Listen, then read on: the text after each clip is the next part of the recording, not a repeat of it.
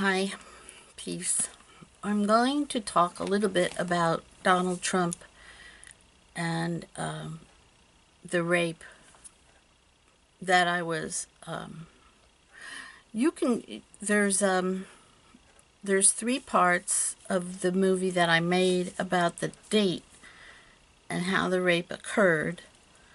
But now, just to sum up, when I was 14, I was working on the play Hair. So I was in the theater.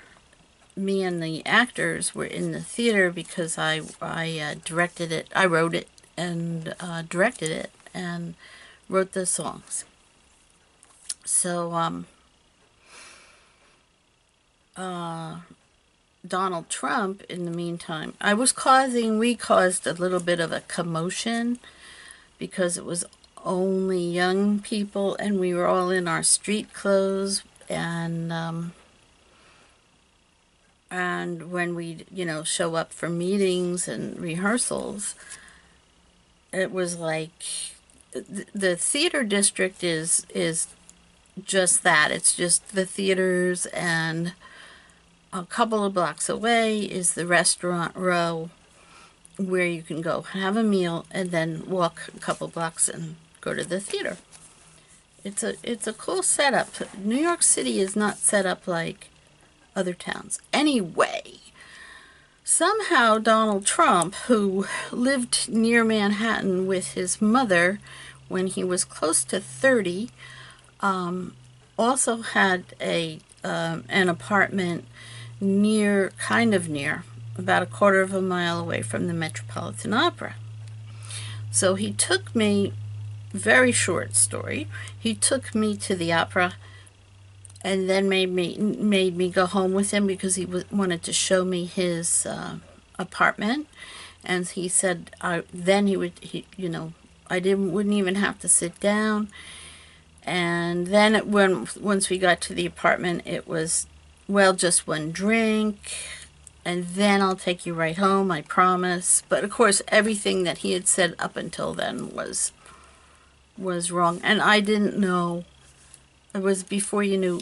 Now everybody knows about roofies, but I didn't. I had just turned 15 when we went out, and did not know that there were men who went on dates and drugged their dates and raped them. I've learned a lot since then. So that's what he did. He drugged me. He put a drug in the one drink, and I, of course, didn't go home until the morning. And while he was raping me, he kept saying, "This is what you want. You want this, or you wouldn't have come up here." I just came up because I wanted to go home, and he wouldn't take me home until I went up to his apartment. So then, many years later, the Rand Corporation was the corporation that I was the CEO of, and one of the things I did for people was name them. I named bands like Maroon 5, the Rolling Stones, U2, and Donald Trump wanted a name that had Donald in it that sounded regal. So I can't. The only thing I could come up with was the Donald, and he seemed to really like it. And he kept talking about this date that we had gone on. And then in 2003, about 20 years after that, Donald Trump showed up at my house for a political consultation.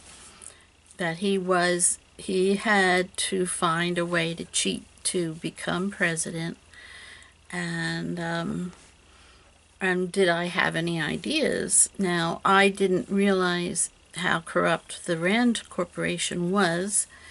I didn't have really anything to do with them except for be their chief information officer and chief executive officer. So I didn't know what he was talking about, and I kept telling him that I didn't know. Turned out at the end of that meeting, just as an aside, I said, you know, you're going to need to be seen listening to a woman, and I suggest you get a transvestite, because the whole time, every 5 minutes he'd say, you're the only woman I've ever listened to other than my mother, and alternately, I should kill you, and that I'm some kind of a freak because women don't make any sense and women can't think and this and that.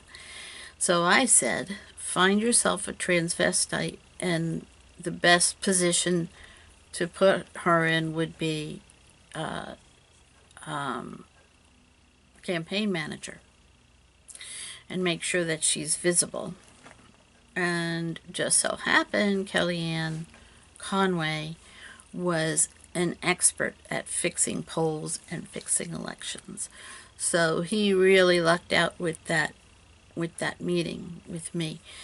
Now, the other thing that he did was the Billy Bush tape of him saying that he grabs women by the crotch when he meets them, and that he pulled out all the stops of trying to have sex with me. So let me just say this.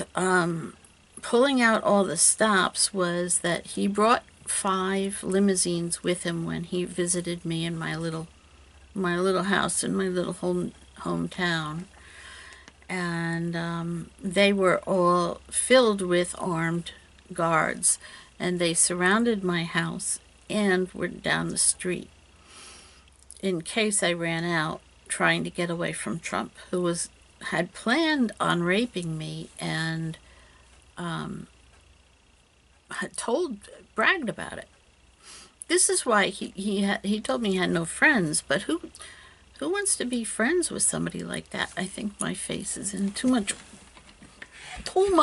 There's that better? Lighting and staging. Anyway, and then during the primary, I got asked if I would come forward and say that Donald Trump either raped me or tried to rape me, but it never really got that far, and I really didn't remember that part of the meeting. And or I would have, because he did try to rape me. But the thing is, all he did was just start, and I put my hand up like this to block him, like he was coming in for a kiss or something. I don't know. But he said, and this is true, he was just bragging about these things, and he said he wasn't gonna try it, and his main man said, I thought, you were gonna try to rape her. And I'm thinking, it's like Bizarro World. And he said, well, I didn't realize she had people. I didn't take into account that she had people.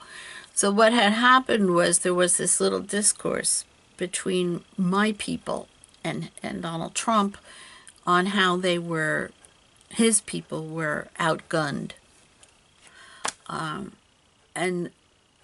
And he also told me Trump himself had 5 guns on him and at least 5 knives.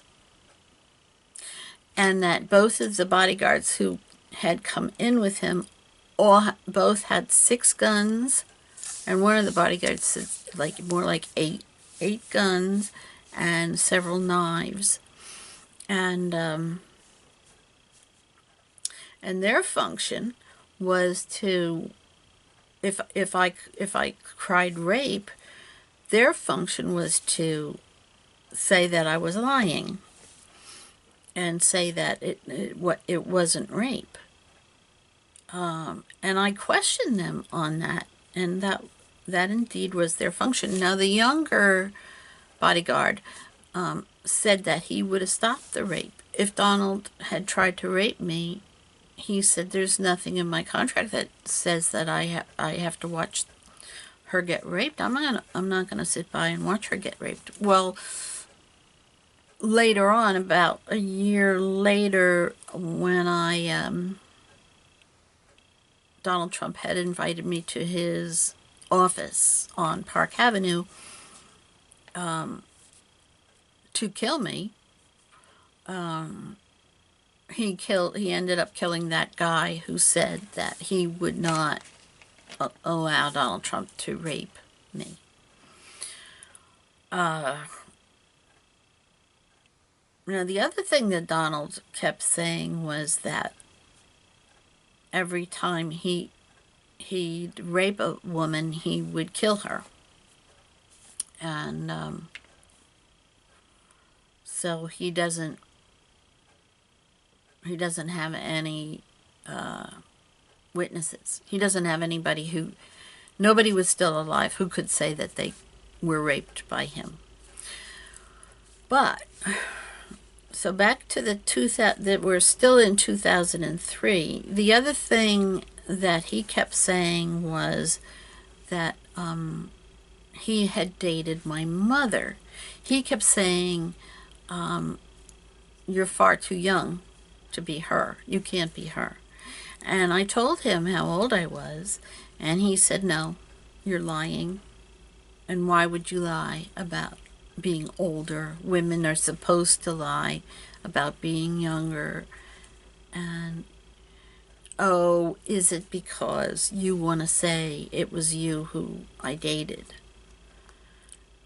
And so, you know, it didn't even occur to him that I might just look young and I was telling the truth. So I kind of dismissed that whole part of the discussion because it was so flamboyant. But now that I think back on it, what he was saying was that it was him who raped me back when I was 15. So, and that, I didn't put that together until after he won his presidency. Kellyanne made it look like he won his presidency. So